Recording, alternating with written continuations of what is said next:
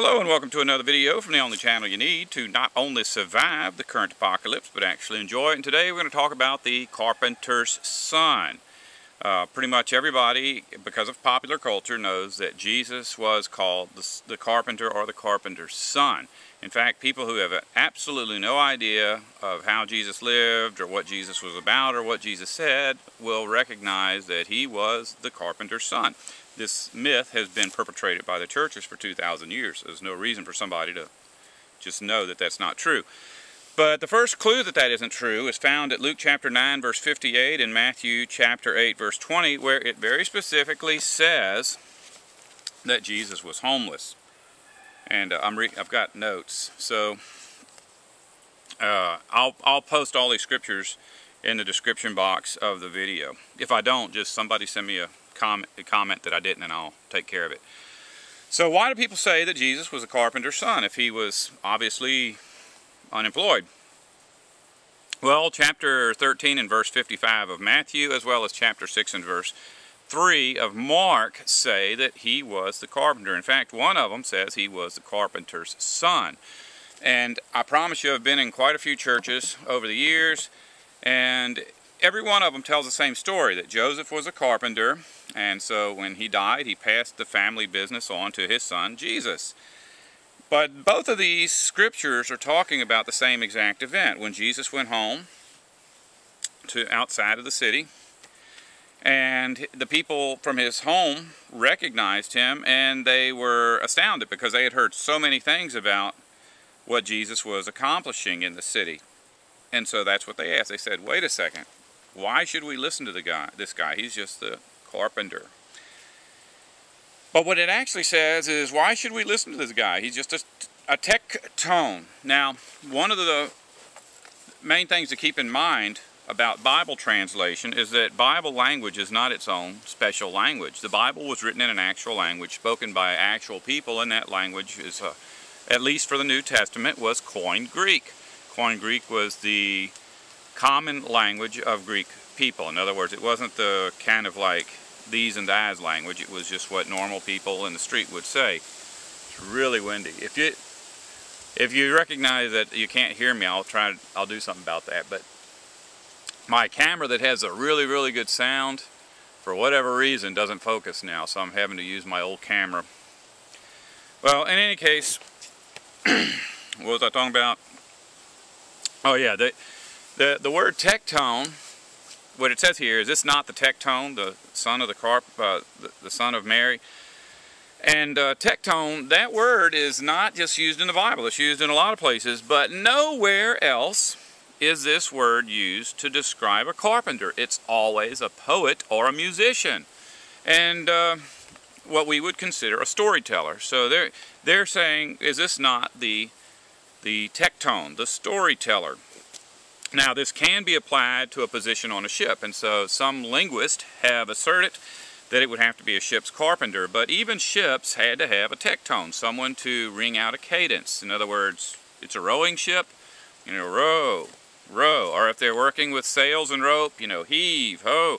So this word Techtone being used in on a ship's crew doesn't mean that it was a carpenter.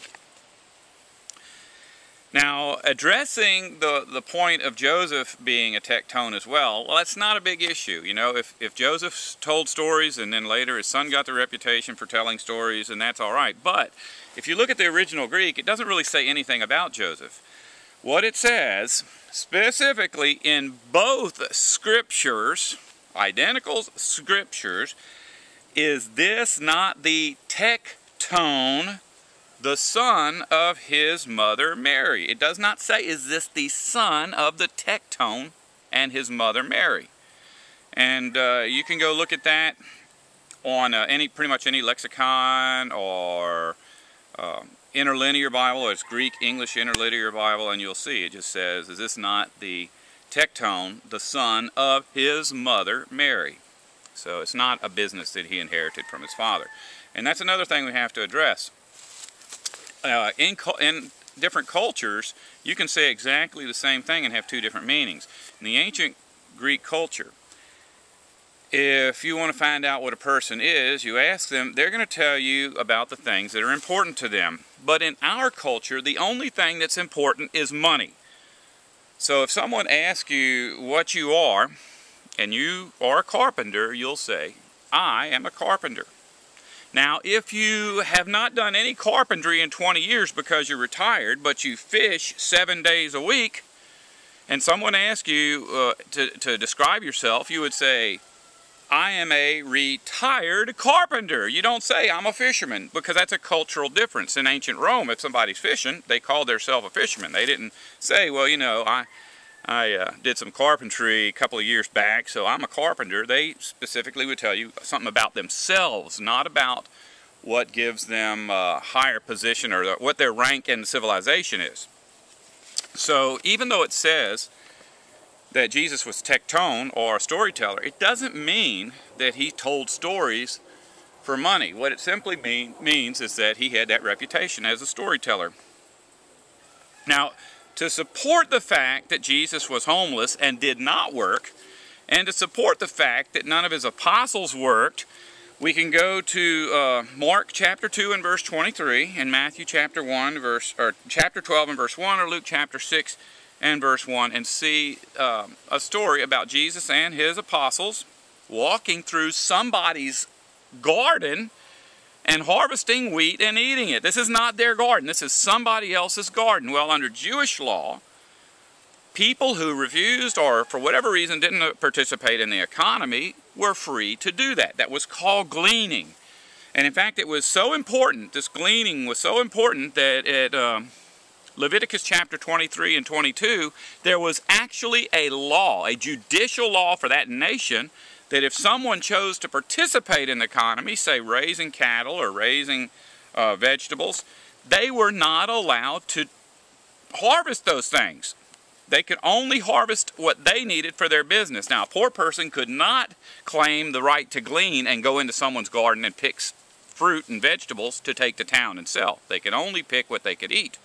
And as far as the beef goes, it was actually a death penalty offense if a person butchered their own bull. They had to bring the bull, physically bring the bull to the temple and have the priest sacrifice it, after which they would get some of it, but the rest would be distributed equally amongst everyone who was there. And the poor people who were there had to make sacrifices too, but they didn't have to sacrifice things that cost money. When Jesus was dedicated, 8 days after he was born, his mother Mary brought him to the temple, and rather than sacrifice a bull, she sacrificed 2 doves. But while she was there, if others had been there sacrificing bulls, she would have gone home with some meat. It's just the law. And the reason they had that law is because in Egypt, just like here in the Anglo-American world empire, their big deal was freedom. Everyone was free in Egypt to do what they wanted to do. So if a person wanted to be part of the economy, they could. If they didn't have to. But it was a false law, just like in our culture.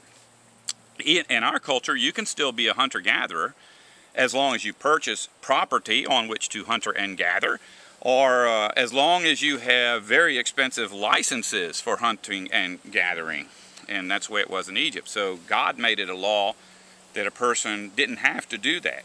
They could live on land without purchasing it, and they could actually claim ownership for a while. And then every 49 years, the land would be redistributed so that everybody had an equal amount of land, the people who worked and the people who didn't work. And if a person decided that they wanted to engage in agriculture, they were free to do so. But if they did not want to participate in agriculture, they were still free to hunt and gather anywhere they chose, even in a on a piece of property that belonged to someone who was raising agricultural products. It's a fair way to live. So the fact that Jesus and his apostles were going through someone else's field and eating grain indicates that they did not participate in the economy. There are 2 apostles that I am aware of who were said to be workers, who participate in the economy. Judas himself was a thief. So the way that Judas made his living indicates that he was a thief. But if someone had asked him what he did or what he was, he would have probably said fisherman. Now, in our Bibles, and this is in the original languages. It only really specifically speaks of Peter and his brother Andrew as having a boat and fishing. But it also indicates that James and his brother John fished as well. And throughout the Bible we see many different stories of Jesus with different apostles who are gathering fish, catching fish, repairing nets, cleaning nets, riding in boats. And so there's really no doubt that all 12 of the apostles that Jesus was involved with were fishermen, even though they're not all specifically referred to as fishermen. In fact, Matthew, who was referred to as a tax collector, when Jesus went to him and said, "Follow me," it says that Matthew left that. He left the tax collecting business, and then from then on you only see him fishing. And this is I'm just trying to address this issue. So when you're reading the Bible, I don't think this is like a major thing that you have to know that Jesus and the 12 were fishermen, but it just makes it easier to understand what's going on, because recently I did a video where I talked about the fact that, which I always do, the Bible is not about what the churches tell you it's about. The Bible is specifically about the war between God's kingdom and Satan's empire, or between the angels and the demons, between civilization and creation. Well, another way to think about that is brought out in the Bible is as the war between the builders and the shepherds, or at what we would call today the consumers and the custodians, those who stayed in one place and built things as opposed to those who wandered the earth caring for living things. And a man came and left a comment on my channel. Says, well, you're saying that it's wrong to be a builder, but Jesus himself was a builder. So I think it's, at this point, I needed to make this video. In case that comes up again, I can just send somebody this video. Now, another thing to indicate that Jesus and the 12 did not fish for money is found at John chapter 21 and verses 5 and 6. And on this occasion, Jesus has already been executed, and he's been resurrected. And he sees the apostles out on a boat, and he's standing on the shore in his resurrected body. He's on the shore. And the 12 recognize that it's Jesus. Well, they don't initially. They see him standing there, and he hollers to them. He says, "Have you caught anything to eat?" If they had been fishing for, as part of the economy, they were going to catch fish and bring them to town and sell them for money, then he would have said, "Have you caught any fish?" He specifically said, "Have you caught anything to eat?" So that indicates that they were fishing for food, not for profit. And you may think that's flimsy evidence, but it's really the way it is in the Greek is it's pretty obvious that that's what this is about. Now, another story that seems to support this idea of Jesus and the 12 engaging in business or participating in the economy is found at John chapter 12 verse 6 and chapter 13 verse 29.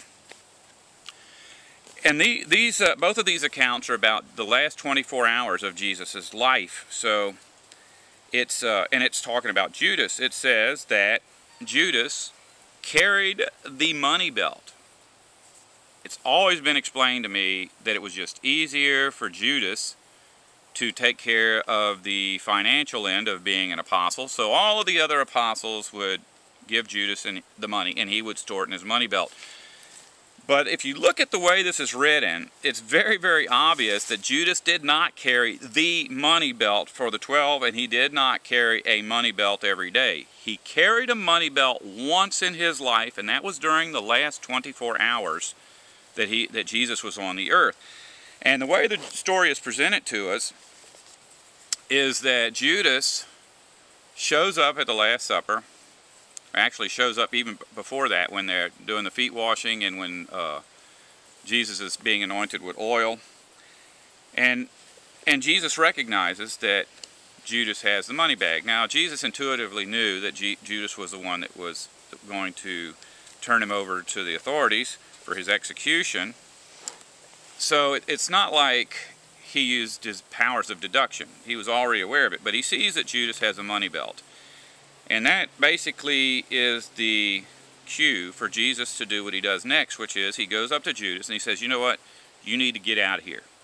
He's about to have his last meal on earth. He knows Judas is bringing a bag with him, so he'll have something to carry his 30 pieces of silver home in. And he says, you just need to leave. Well, the other apostles don't hear what Jesus says. So one of these scriptures, it says, we looked over and we saw Jesus talking to Judas, and Judas left. So we all assumed, since Judas was carrying a money bag, that he must have had some cash, and so Jesus told him to take the money out of there. He didn't want money in his room with him. You know, take it and go give it to the poor, or go buy some food.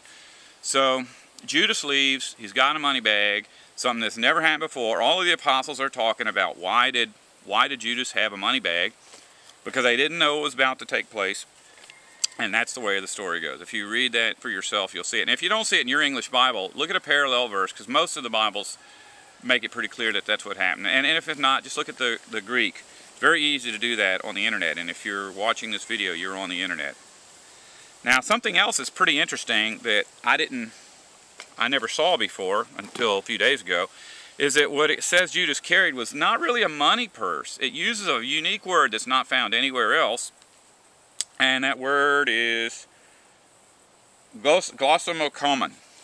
And it's actually made from two separate words, and those words are tongues and civilization. Now, if you go and look at a Greek lexicon, it says that glossomocomen was a case used by a woodwind instrument player to carry his reeds. In other words, a box with a bunch of reeds, because those reeds were referred to as tongues, and in its civilization is a way of organizing things, so it's like an organized collection of reeds, although I don't believe the word is ever actually used that way. Tongues of civilization is a reference to speaking in tongues. If you remember, at the wall or Tower of Babel, God confused the tongues. So prior to the wall of Babel, everyone spoke one tongue. And later, after Jesus ascended, his apostles suddenly acquired the ability to speak that original tongue again. And in our English Bible, sometimes it looks like all the apostles just learned how to speak every other language. Like some could speak French, some could speak Chinese, whatever. But what it actually says when you look at it is they all spoke the tongue.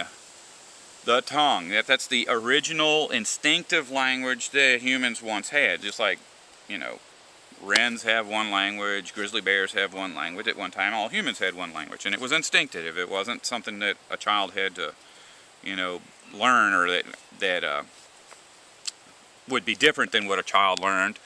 That to learn a language, you simply knew the language, and I guess there's a process to that, but it wasn't one of these things where we couldn't go from one country to the other and talk to each other. And that's those two occasions where it talks about Judas's glossocomen was John 12:6 and John 13:29. And basically, when it calls that the language of civilization, it's a direct reference to the language of creation. So human beings at one time spoke the language of creation, and Judas carried a bag which carried the language of civilization, which was money. So, and basically, you know, that's the point that's being made here is it don't matter what you say, it matters on how much money you got as to whether or not you're able to communicate your point. Now, the fact that he's called Techtone, which is musician or poet, only one time, indicates that we perhaps have other instances of the Bible where he's called the same thing, just using a little bit different wording. And we find that 47 times Jesus is called didaskalos. Didaskalos. Didaskalos. And that means one who teaches with words. Now, a lot of Bibles will actually translate that as doctor or master or teacher. And basically, it just means someone that knows more than others, but is willing to share that knowledge with others. So, I guess I should summarize. When Jesus was on the earth, people didn't want to listen to him because they considered him just to be a storyteller. Didn't tell stories for money, just was known for being the guy that spoke in parables. It says, in fact, the Bible very specifically says he would not teach a single thing unless he taught in a parable. So Jesus the storyteller. If you don't want to survive, don't listen to me.